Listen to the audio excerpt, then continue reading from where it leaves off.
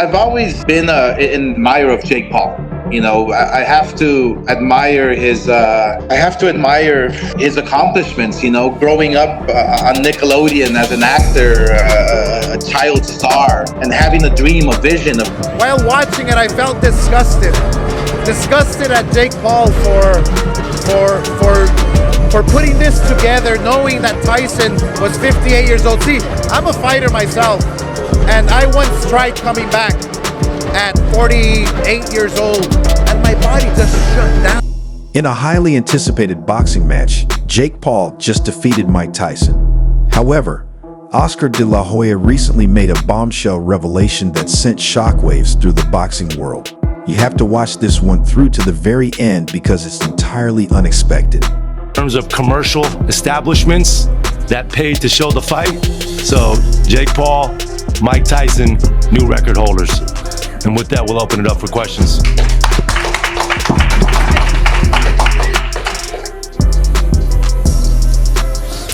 Hey Jake, Andreas from ESPN. Can you talk about the opening minutes when you see Mike across the ring from you? He's giving his peekaboo style, he's coming forward. What were your initial thoughts? Because it seems surreal that you got in the ring with Mike Tyson. Yeah, I was just so prepared. I've gone through the moment so many times in my head and meditation and stuff like that. So it didn't faze me, and I just felt at home just because I'm on the path of riding my destiny. And when you're really close to God and on the path of your destiny, you just feel everything so much more, and you just know what's going to happen ahead of time. Since the announcement that Mike Tyson would be making a comeback to the ring after over 20 years, fans have been giddy with anticipation since Iron Mike is still one of the most well-known figures in the sport. To the NBA, he is equivalent to Michael Jordan. First of all, thank you to Netflix, an unbelievable partnership that started in November of 2023.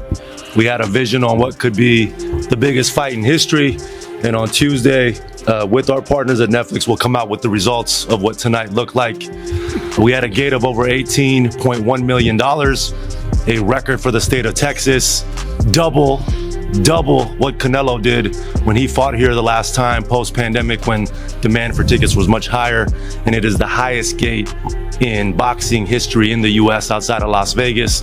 And it happened with a young man who's 4 years in the sport and a legend, an icon in Mike Tyson, who came back and, you know, put on an amazing show. We actually exceeded Floyd Mayweather and Conor McGregor in terms of commercial establishments that paid to show the fight. So, Jake. The highly anticipated fight fell flat, with Tyson proving his glory days are long behind him. Though he started strong, swinging fiercely in the early rounds, his energy dwindled, resulting in a unanimous decision loss. While fans were spared serious injuries to the legendary former world champion, his promised knockout never came. Adding to the disappointment, Netflix's foray into live sports streaming was plagued by buffering issues, frustrating viewers worldwide. The technical failures were so severe that Netflix crashed trended on X during and after the event. For months, the fight had been heavily marketed as a must-watch spectacle, but it ended up feeling like a letdown reminiscent of many of Jake Paul's previous bouts. Interestingly, Oscar de la Hoya speculated that this widespread disappointment might be part of a larger strategy. Whatever the intent, the night will be remembered more for its failures than any memorable moments in the ring. Zurdo Ramirez winning the 168-pound world title many years ago, becoming the first Mexican champion at 168, now fighting cruiserweight. It's incredible, it's amazing. Willem Smith is a true gentleman and an amazing champion. You want him to fight Alexander Usyk now? I kept on hearing through the grapevine that Alexander Usyk wants to come down to cruiserweight. Hopefully, everything turns out great when he fights Tyson. Who knows what happens there, because Tyson is a very, very dangerous live dog in this fight. But if Usyk decides and wins and decides to come back down to cruiserweight, then the Zurdo fight is right there for him. Kevin Farmer's team believed that they won a very close fight.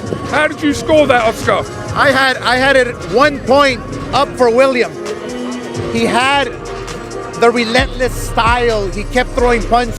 Speaking at an event in Riyadh, Saudi Arabia, Oscar de la Hoya didn't hold back his criticism of the Paul versus Tyson fight.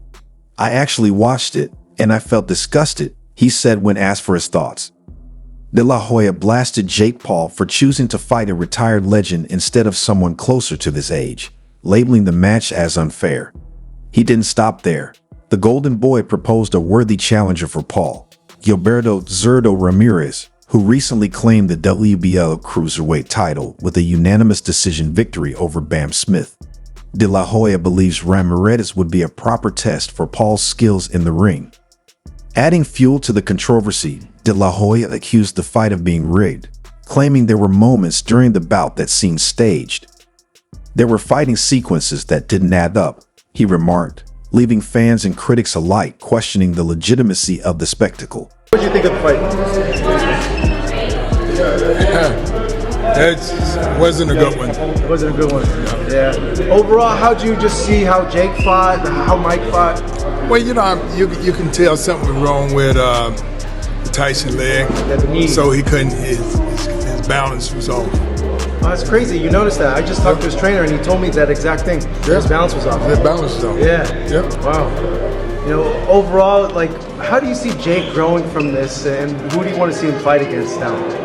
Well, I'm like, he's a pretty good fighter. Oscar de la Hoya isn't alone in his belief that the Paul versus Tyson fight was rigged and didn't reflect the true spirit of competitive boxing. Several professional boxers have voiced similar criticisms. Former world champion Carl Froch, known for his outspoken opinions, also labeled the bout as scripted and fake. Froch had previously criticized the 58-year-old Tyson for seemingly following a script in the press conference ahead of the fight, and after watching the actual event, he reiterated these thoughts in a new video on his YouTube channel. Froch, who has never been a fan of Jake Paul, added himself to the growing list of active and retired boxers who weren't impressed by the spectacle. The 47-year-old Froch has been vocal in his dislike of Paul and has even challenged him multiple times on social media, though his attempts to spark a big money fight have gone unanswered. Despite this, Froch had hoped to see Paul get flattened in the ring by Tyson, but he expressed clear disappointment when the fight didn't deliver. In the YouTube video, Froch admitted that he was rooting for Tyson to score a decisive knockout over Paul, but after watching the fight, he wasn't surprised by the outcome. He echoed De La Hoya's sentiments, claiming the fight felt manipulated and pointing to moments that seemed off.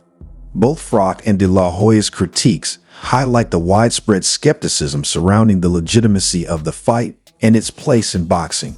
Point up for William. He had the relentless style. He kept throwing punches. I mean, he lands punches like no other fighter.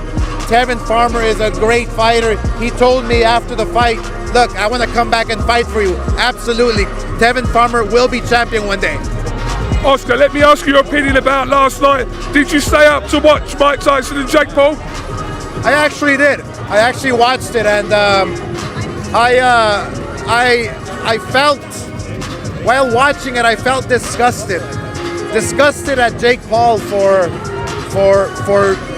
putting this together, knowing that Tyson was 58 years old. See, I'm a fighter myself, and I once tried coming back at 48 years old, and my Jake Paul's feud with professional boxers intensified after a recent social media post by Carl Froch. The 48-year-old Froch had claimed that if he fought Paul, he would tie one arm behind my back and finish you for good. He further predicted that he would easily demolish the YouTuber turned boxer. The statement clearly irked Paul, who didn't hold back in a brutal response on X, calling Froch a sour loser. Paul added that it would be the last time he responded to the former boxer before delivering a parting shot, telling Froch to let him know if he wants to wash my cars. A jab at Froch's age and relevance. Froch's comments added him to a growing list of professional boxers who agree with Oscar de la Hoya's criticism of the Paul versus Tyson fight. Many of them have pointed fingers at Paul, Netflix, and Tyson for disrespecting the sport they love. The controversy surrounding the fight only grew when rumors surfaced online claiming the fight had been scripted. Former world champion Andrew Ward expressed that he wasn't surprised by the outcome, further fueling suspicions about the legitimacy of the bout. Meanwhile, Eddie Hearn, a prominent boxing promoter and Matchroom CEO, commented on the fight after previously stating he had no interest in watching a 58-year-old fight a 27-year-old. While Hearn praised the fight's promotion and marketing, he made a shocking admission, saying, "I hated what I saw and knew I was going to hate it," leading fans questioning the authenticity of the event. One thing I'll say is I think Nikisa and Jake and MVP did an amazing job on the promotion. Netflix, everybody. What I saw, I hated to see it. And I knew I'd hate to see it. But congratulations to them, and on we go. Thank you, Radio Raheem with Eddie. In addition, Mayweather Productions' brightest emerging star, Colonel Moten, who just boosted his ring total to 6 wins from the same amount of bouts, discussed the purportedly staged encounter. "I imagined it playing out that way. I simply didn't want Tyson to get knocked out," he wrote after seeing the leaked screenplay a few minutes before the fight started, despite not being at ringside. How are you? How you doing, champ? Hey, good, man. What did you guys think? Well, it was a good fight, great event, and I'm glad that nobody got knocked out. Any message from Mike? I know you visited him before the fight.